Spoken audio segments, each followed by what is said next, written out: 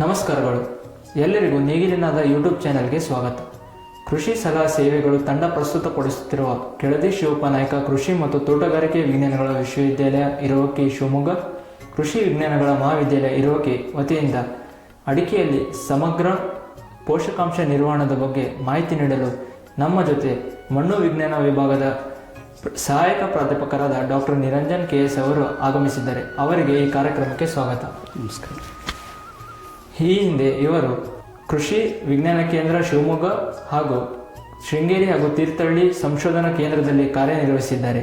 ಕಳೆದ 3 ವರ್ಷದಿಂದ ನಮ್ಮ ವಿಶ್ವವಿದ್ಯಾಲಯದಲ್ಲಿ ಮಣ್ಣು ವಿಜ್ಞಾನ ವಿಭಾಗದಲ್ಲಿ ಸಹಾಯಕ ಪ್ರಾಧ್ಯಾಪಕರಾಗಿ ಕಾರ್ಯನಿರ್ವಹಿಸುತ್ತಿದ್ದಾರೆ. ಸರ್, ಮೊದಲಿಗೆ ಸಮಗ್ರ ಪೋಷಕಾಂಶ ನಿರ್ವಹಣೆ ಎಂದರೇನು? ನಮಗೆಲ್ಲ ತಿಳಿದಿರುವಂತೆ ಅಡಿಕೆ ಮಲೆನಾಡಿದ ಒಂದು ಸಾಂಪ್ರದಾಯಿಕ ಬೆಳೆ. ಇಲ್ಲಿ ಅತಿ ಹೆಚ್ಚು ಮಳೆ ಬೀಳೋ ಪ್ರದೇಶ ಒಂದು.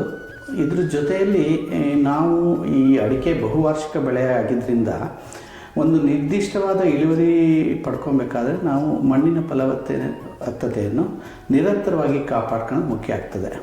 ಸೊ ಈ ಮಣ್ಣಿನ ಫಲವತ್ತತೆಯನ್ನು ನಾವು ಏನು ನಮ್ಮ 16 ಅಥವಾ 17 ಪೋಷಕಾಂಶಗಳು, ಅಗತ್ಯ ಪೋಷಕಾಂಶಗಳೇನಿದೆ, ಇದನ್ನು ನಾವು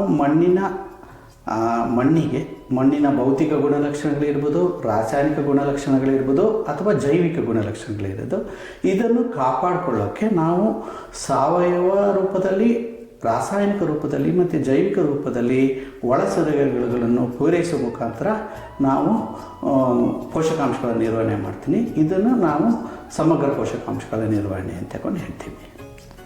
ಸರ್, ಅಡಿಕೆಯಲ್ಲಿ ಸಾವಯವ ಗೊಬ್ಬರಗಳ ಪೂರೈಕೆ ಹೇಗೆ ಮಾಡಿಸುವ?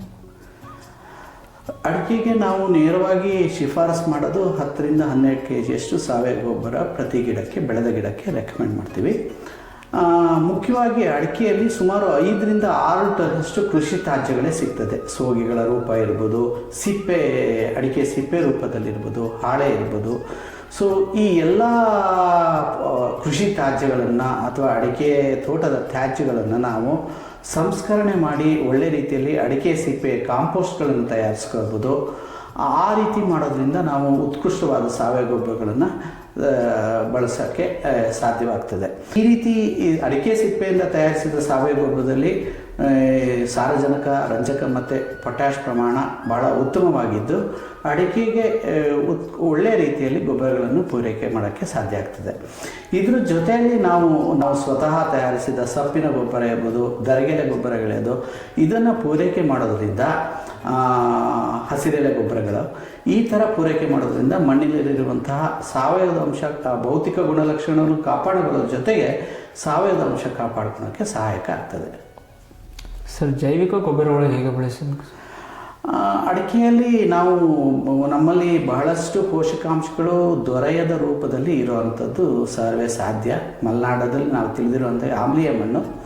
ಸೊ ಈ ರೀತಿ ಇರೋದ್ರಿಂದ ನಾವೇನು ರಾಸಾಯನಿಕ ಗೊಬ್ಬರಗಳನ್ನು ಬಳಸ್ತೀವಿ ಅಥವಾ ಸಾವಯವ ಗೊಬ್ಬರಗಳನ್ನು ಬಳಸ್ತೀವಿ, ಅದು ಉತ್ತಮ ರೀತಿಯಲ್ಲಿ ಪರಿವರ್ತನೆ ಹೊಂದ್ಬಿಟ್ಟು ಗಿಡಗಳಿಗೆ ದೊರೆಯೋಕ್ಕೆ ಅನುಕೂಲ ಮಾಡಿಕೊಡೋಕ್ಕೆ ನಾವು ಜೈವಿಕ ಗೊಬ್ಬರಗಳನ್ನು ಬಳಸೋದು ಬಹಳಷ್ಟು ಒಳ್ಳೆಯದಾಗ್ತದೆ. ಈ ರೀತಿ ಜೈವಿಕ ಗೊಬ್ಬರಗಳನ್ನು ಬಳಸೋದ್ರಿಂದ ಸುಮಾರು ನಾವು 25% ರಾಸಾಯನಿಕ ಗೊಬ್ಬರಗಳ ಬಳಕೆ ಕಡಿಮೆ ಮಾಡ್ಬೋದು. ಇದರಲ್ಲಿ ಮುಖ್ಯವಾಗಿ ನಾವು ಒಂದು ಅಜಿಟೋಬ್ಯಾಕ್ಟರ್ ಜೈವಿಕ ಗೊಬ್ಬರಗಳನ್ನು ಬಳಸುವಂಥದ್ದು. ಇದು ಸಾರಜನಕ ಸ್ಥಿರೀಕರಿಸುವ ಜೈವಿಕ ಗೊಬ್ಬರ ಆಗಿದ್ದು ನಮಗೆ ಸಾರಜನಕ ದೊರೆಯುವ ಪ್ರಮಾಣ ಹೆಚ್ಚಾಗ್ತದೆ.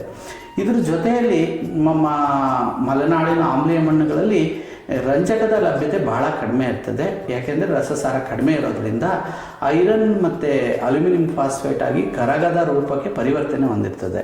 ಸೊ ಈ ದೃಷ್ಟಿಯಲ್ಲಿ ನಾವು ರಂಜಕ ಕರಗಿಸುವ ಜೈವಿಕ ಗೊಬ್ಬರಗಳನ್ನು ಬಳಸಿಬಿಟ್ರೆ ದೊರೆಯುವ ಪ್ರಮಾಣ ಹೆಚ್ಚಾಗೋಕ್ಕೆ ಸಾಧ್ಯ ಆಗ್ತದೆ. ಇದಲ್ಲದೆ ನಾನು ಹೇಳಿದಾಗೆ ಮೊದಲಿಗೆ ಸಾವಯವ ಗೊಬ್ಬರಗಳ ತಯಾರಿಕೆಯಲ್ಲಿ ನಾವು ಎರೆಹುಳು ಗೊಬ್ಬರಗಳನ್ನು ಸಹ ಅಡಿಕೆ ತ್ಯಾಜ್ಯಗಳನ್ನು ಬಳಸ್ಬಿಟ್ಟು ಉತ್ಕೃಷ್ಟವಾದ ಎರೆಹುಳು ಗೊಬ್ಬರ ತಯಾರಿಸೋಕ್ಕೂ ಸಹ ಸಾಧ್ಯತೆಗಳಿದೆ. ಸರ್, ಅಡಿಕೆಯಲ್ಲಿ ರಾಸಾಯನಿಕ ಗೊಬ್ಬರಗಳು ಯಾವ ಪ್ರಮಾಣ ಹಾಗೂ ಹೇಗೆ ಬಳಸಬೇಕು? ಅಡಿಕೆಗೆ ಶಿಫಾರಸು ಮಾಡಿರುವಂಥದ್ದು 100 ಗ್ರಾಂ ಸಾರಜನಕ, 40 ಗ್ರಾಂ ರಂಜಕ ಅಂದರೆ P2O5 ಮತ್ತು 140 ಗ್ರಾಂ K2O ಪೊಟ್ಯಾಷ್. ಸೊ ಇದನ್ನು ನಾವು 2 ಹಂತದಲ್ಲಿ ಕೊಡಬೇಕಾಗ್ತದೆ. ಮುಂಗಾರಿನ ಮೊದಲು ಮತ್ತು ಮುಂಗಾರಿನ ನಂತರ ಸಮಪಾಲಾಗಿ ಹಂಚಿಬಿಟ್ಟು ಪೂರೈಕೆ ಮಾಡಬೇಕಾಗ್ತದೆ. ಈ ರಾಸಾಯನಿಕ ಗೊಬ್ಬರಗಳನ್ನು ಕೊಡೋಕ್ಕಿಂತ ಮೊದಲು ಕನಿಷ್ಠ 1 ತಿಂಗಳು ಮೊದಲು ನಾವು ಮಲೆನಾಡಿನ ಮಣ್ಣುಗಳು ಆಮ್ಲೀಯವಾಗಿರೋದ್ರಿಂದ ಸುಣ್ಣಗಳು ಆಗಿ ಬಳಸಬೇಕು, ಸುಧಾರಕಗಳನ್ನಾಗಿ ಬಳಸಬೇಕು. ಇದು ಮಾಡೋದ್ರಿಂದ ನಮ್ಮಲ್ಲಿ ಪೋಷಕಾಂಶಗಳ ದೊರೆಯುವ ಪ್ರಮಾಣ ಉತ್ತಮ ರೀತಿಯಲ್ಲಿ ಆಗ್ತದೆ. ಯಾವುದೇ ರೀತಿ ಪೋಷಕಾಂಶಗಳು ದೊರೆಯದ ರೂಪಕ್ಕೆ ಪರಿವರ್ತನೆ ಹೊಂದದೆ ನೇರವಾಗಿ ಗಿಡಗಳಿಗೆ ದೊರೆಯೋಕ್ಕೆ ಅನುಕೂಲ ಆಗ್ತದೆ. ಸೊ ಈ ಸಾರಜನಕ, ರಂಜಕ, ಪೊಟ್ಯಾಷನ್ನು ನಾವು ಹಲವಾರು ಕಾಂಪ್ಲೆಕ್ಸ್ ಫರ್ಟಿಲೈಸರ್ ಮುಖಾಂತರ ಆಗಲಿ ನೇರ ಗೊಬ್ಬರಗಳ ಮುಖಾಂತರ ನಾವು ಪೂರೈಕೆ ಮಾಡಬಹುದು. ಸರ್, ಲಘು ಪೋಷಕಾಂಶಗಳ ಕೊರತೆಯನ್ನು ಹೇಗೆ ಪೂರೈಸೋದು? ಅಡಿಕೆಯಲ್ಲಿ ಮುಖ್ಯವಾಗಿ ಮಲೆನಾಡು ಭಾಗದಲ್ಲಿ ಲಘು ಪೋಷಕಾಂಶಗಳ ಕೊರತೆ ಅಂತ ಬಂದ್ಬಿಟ್ರೆ ಮುಖ್ಯವಾಗಿ ನಮಗೆ ಬೋರಾನ್ ಮತ್ತು ಸತುವಿನ ಕೊರತೆ ಭಾಳಷ್ಟು ಕಾಣ್ತಾ ಇದ್ದಾವೆ. ಕ್ರೌನ್ ಚೋಕಿಂಗ್ ಅಂತೇನು ನಾವು ಹೇಳ್ತೀವಿ ಹಿಡಿಮುಂಡಿಗೆ, ಅದು ಮುಖ್ಯವಾಗಿ ಸತುವಿನ ಕೊರತೆ ಕಾಣುವಂಥದ್ದು ಇರ್ಬೋದು. ಅದೇ ರೀತಿ ಎಳೆಕಾಯಿ ಉದುರುವಿಕೆ ಇರ್ಬೋದು, ಹಿಂಗಾರುಗಳಲ್ಲಿ ಬಿಳಿ ಹರಳುಗಳು ಉದುರುವಂಥ ಇರೋದು, ಇವೆಲ್ಲ ಬೋರಾನ್ ಕೊರತೆಯಿಂದ ಕಾಣಿಸ್ತದೆ.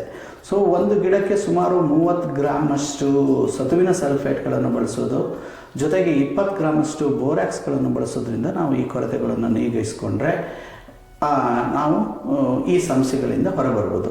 ಆದರೆ ಒಂದು ಗಮನದಲ್ಲಿ ಇಟ್ಕೊಬೇಕು ನೀವೇನೆಂದರೆ, ಯಾವುದೇ ಸೂಕ್ಷ್ಮ ಪೋಷಕಾಂಶಗಳನ್ನು ಬಳಸಬೇಕಾದ್ರೆ ನೀವು ಮಣ್ಣು ಪರೀಕ್ಷೆ ಮಾಡಿಸೋದು ಮಾತ್ರ ಕಡ್ಡಾಯ ಆಗಿರ್ತದೆ. ಸರ್, ಒಟ್ಟಾರೆ ಸಮಗ್ರ ಪೋಷಕಾಂಶ ನಿರ್ವಹಣೆಯ ಅನುಕೂಲಗಳೇನು? ಈಗ ನಾನು ಹೇಳ್ದಂಗೆ ಏನು ಗಿಡಗಳಿಗೆ ಅವಶ್ಯಕತೆ ಇರುವಂಥ 16ರಿಂದ 17 ಪೋಷಕಾಂಶಗಳೇನಿದೆ, ಇದನ್ನು ನಾವು ಸಾವಯವ ರೂಪದಲ್ಲಿ, ರಾಸಾಯನಿಕ ರೂಪದಲ್ಲಿ ಮತ್ತು ಜೈವಿಕ ರೂಪದಲ್ಲಿ ನಾವು ಪೂರೈಕೆ ಮಾಡ್ತೀವಿ.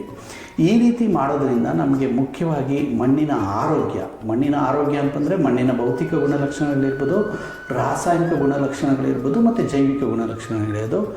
ಇದು ವಾತಾವರಣಕ್ಕೆ ಯಾವುದೇ ರೀತಿ ತೊಂದರೆ ಆಗದೇ ಇರೋ ಹಾಗೆ ನಾವು ಮೇಂಟೈನ್ ಮಾಡಿಕೊಂಡು ಒಂದು ನಿರ್ದಿಷ್ಟವಾದ ನಿರಂತರವಾದ ಉತ್ತಮ ಇಳುವರಿ ಪಡೆಯಲಿಕ್ಕೆ ಸಾಧ್ಯ. ಜೊತೆಯಲ್ಲಿ ಮಣ್ಣಿನ ಆರೋಗ್ಯವನ್ನು ಉತ್ಕೃಷ್ಟ ಮಟ್ಟದಲ್ಲಿ ಕಾಪಾಡ್ಕೊಳ್ಳೋಕ್ಕೆ ಸಾಧ್ಯ ಅಂತ ಹೇಳೋಕ್ಕೆ ಇಷ್ಟಪಡ್ತೀನಿ. ಧನ್ಯವಾದಗಳು. ನಮಸ್ಕಾರ. ಸಮಗ್ರ ಪೋಷಕಾಂಶ ನಿರ್ವಹಣೆ ಬಗ್ಗೆ ಮಾಹಿತಿ ನೀಡಿರುವ ಮಣ್ಣು ವಿಜ್ಞಾನ ವಿಭಾಗದ ಸಹಾಯಕ ಪ್ರಾಧ್ಯಾಪಕರಾದ ಡಾಕ್ಟರ್ ನಿರಂಜನ್ ಸರ್ ಅವರಿಗೆ ಧನ್ಯವಾದಗಳು. ಯಾವುದೇ ಸಮಸ್ಯೆಗಳಿದ್ದರೆ ಕೆಳಗೆ ನೀಡಿರುವ ನಂಬರ್ಗೆ ಸಂಪರ್ಕಿಸಬೇಕಾಗಿ ವಿನಂತಿ. ಮುಂದಿನ ಕಾರ್ಯಕ್ರಮದಲ್ಲಿ ಮತ್ತೆ ಸಿಗೋಣ. ಧನ್ಯವಾದಗಳು.